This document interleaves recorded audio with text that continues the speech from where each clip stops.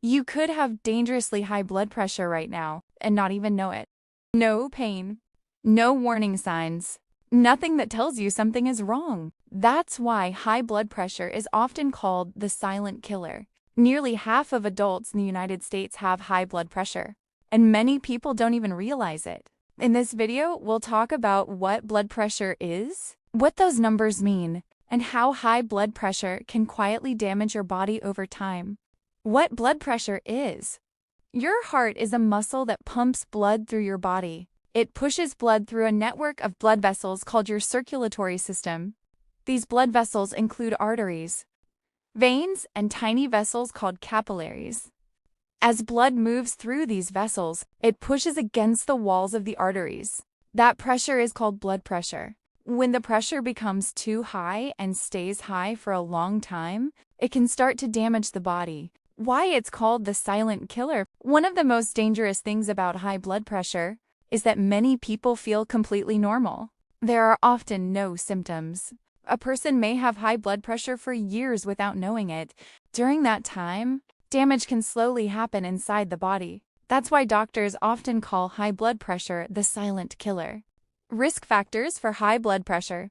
Some things can increase the risk of developing high blood pressure. These include smoking, being overweight, eating too much salt, not getting enough physical activity, high cholesterol, diabetes. Some risk factors cannot be changed. These include family history, age, certain medical conditions. Because of these factors, high blood pressure can affect people of many different ages. Hypertensive crisis. Sometimes blood pressure becomes extremely high. A reading of 180 over 120 or higher may be called a hypertensive crisis. If this happens, it is important to rest for a few minutes and check the blood pressure again. However, if blood pressure stays this high and symptoms occur, it may require emergency care. Possible symptoms include chest pain, shortness of breath, weakness, changes in vision, difficulty speaking. These symptoms may be a sign of a medical emergency.